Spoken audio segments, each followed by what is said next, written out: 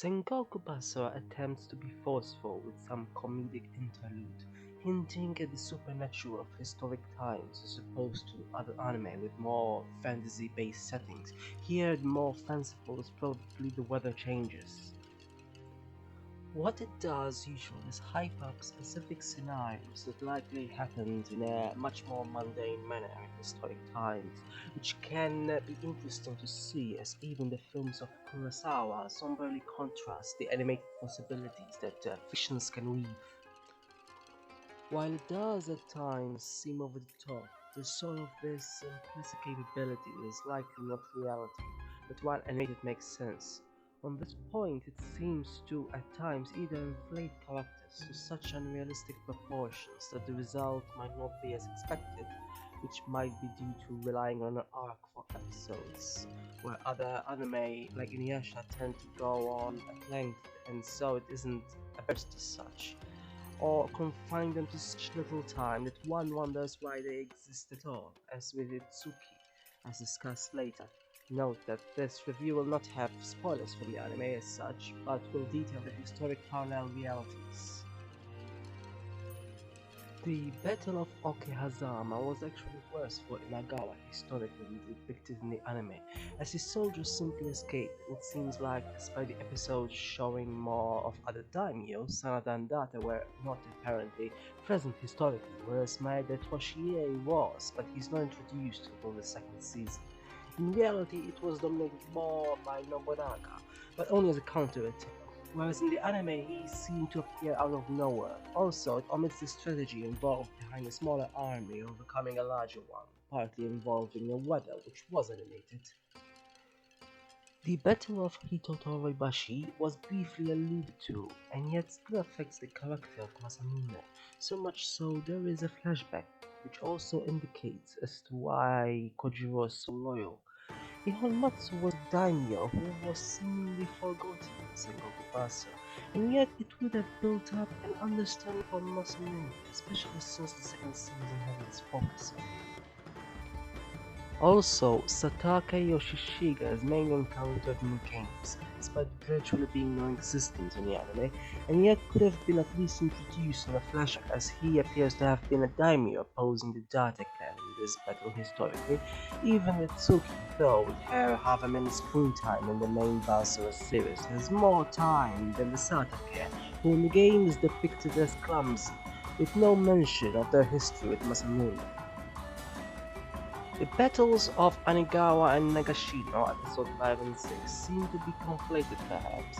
Episode title references Nagashino, and yet Azar was not present historically, whereas he was in the anime, although he was at Anigawa, where Asakura Yoshikage, briefly mentioned in the anime, also was. Nagashino also could not have had Shingen, as he had died 2 years previously in 1573, but then the anime doesn't seem to care about dates and discrepancies at all.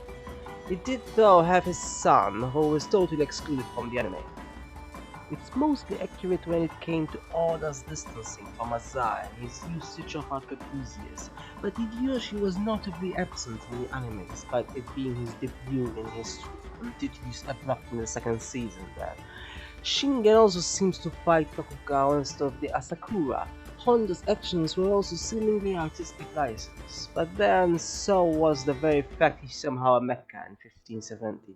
These episodes also include, historically, events happening during the siege of Adani Castle, but differ on most accounts. Along with the style over substance approach to the animation itself, the narrative had issues with either over or underemphasis of certain characters and concepts, Nana being one, seen only in flashbacks, much neglected in animation despite seemingly being mild as motivation for many venture, and yet historically the crucial narrative that the anime claims is so important, the only thing said really and often repeated, did not occur at all, and so the matter of its inclusion in anime should be questioned, because a longer, semi-coherent flashback wasn't available, so what was the point of it at all?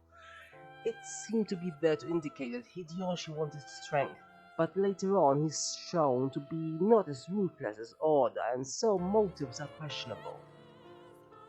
The anime tries to live up to the period's name by filling the story with as many battles as possible, but at times unnecessarily, as historically there are seemingly no parallels.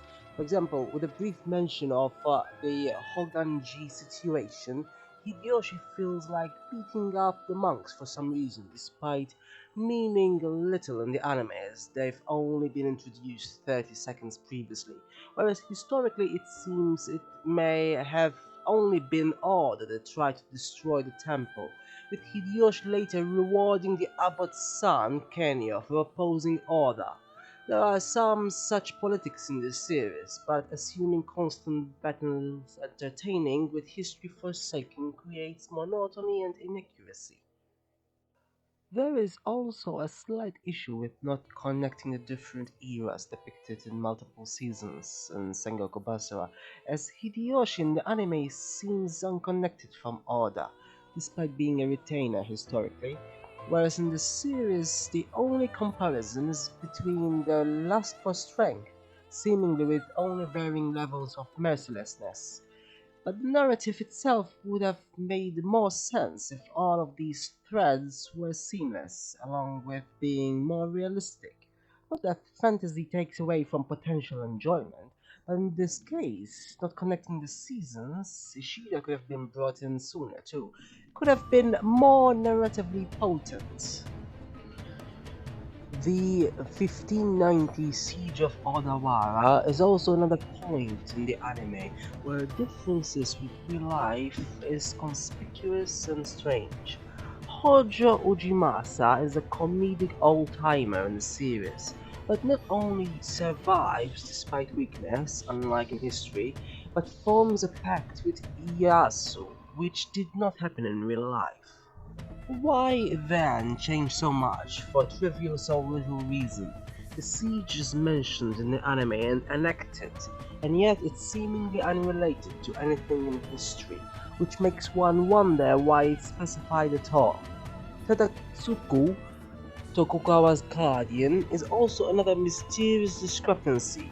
Died in 1596 historically, in the anime he's strangely located in 1600 Sekigahara, although he has arguably a most funny encounter with Soren, whereas Miyamoto Musashi, legendarily present in the battle, is absent in the anime, seen only in the first sequel.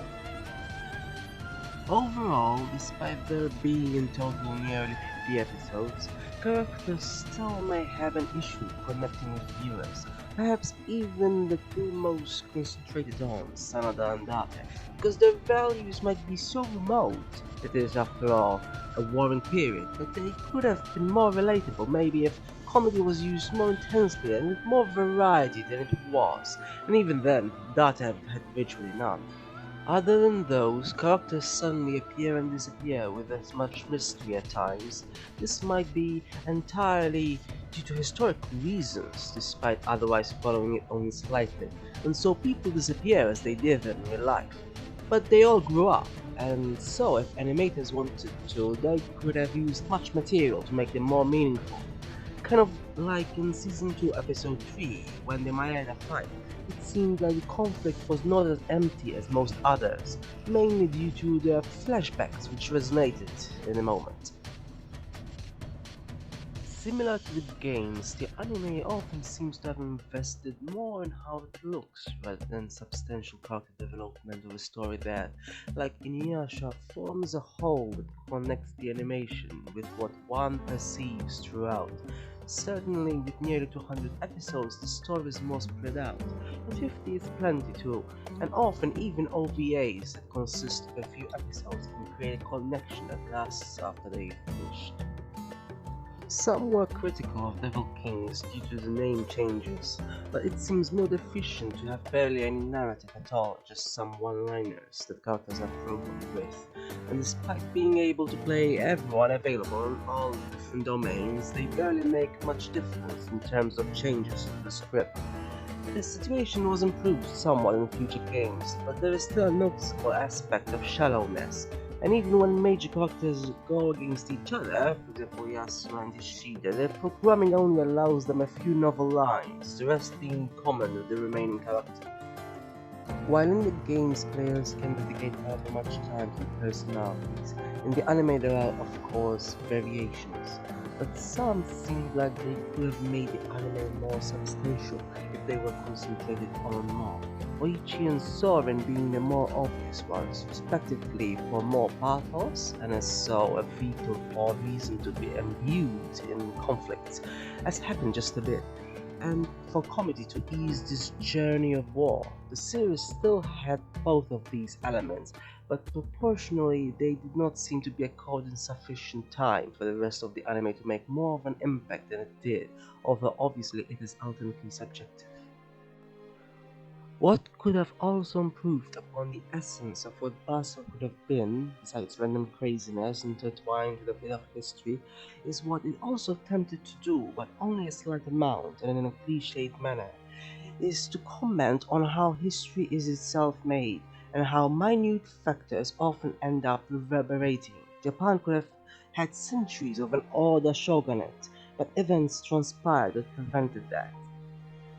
What did happen in the anime is Ieyasu repeatedly claiming that bonds will solve all problems, and they could in some sort of ideal world where everyone has honest intentions, when in reality, historically, Tokugawa seemed yet rather opportunist, and did not appear to even be as idealistic, positive, or even as uncorrupted as the anime depicts him. All three unifiers participated in unnecessary murder, for example, so much so, it would almost be propaganda, especially if he was alive today and his personality obviously differed. Now, just historical differences isn't enough for a narrative to not be interesting. Presumably, Yumekichi the monkey is fictional, and yet is clearly the protagonist who speaks not a word. And one realizes that what Sengoku Basara does is parallel what happened in real life, just as Gakuen uses school instead of the country. But the last season would have made more sense had Hideyoshi's son, Hideyori, been a character as he was historically, since his young age was the reason why the Edo era happened as it did. Not that Sengoku Basara needed more characters, as it already had more than enough for the number of episodes, but narratively it would have been more cohesive than the anime turned out to be. Gakuen Basara is indeed intelligent enough to make historic parallels in a comedic narrative, which Sengoku Basara could have used more of. The Yukimura Shingen back and forth might turn out to be a bit too repetitive. It is present in Gakuen, but is not the main source of comedy, and isn't as pervasive. It might, though, still be slightly obscure, as for example Goto Matabe, who isn't present in Sengoku Basara, is shown as despising Masamune, reportedly because of some baseball incident, but historically this is due to Masamune having defeated him. Itsuki is another character who's a bit of a mystery. She has a whole domain in the first game, but in the anime appears a grand total of a few seconds. In Gakuen she's visible more often, but as a chef, so not historically relevant. Even then, there is an episode set in the past where she interacts too in a contextual manner, but it is still befuddling as to why she only appeared briefly in Sengoku Basara. With Gakuen being fully comedic and Sengoku only here and there, one gets the impression that there is still an ideal ratio that derives elements from both. But as it is, Gakuen, being not directly based on history either, but parallels it, has the tastiest ingredients for a pot made out of bonds or such.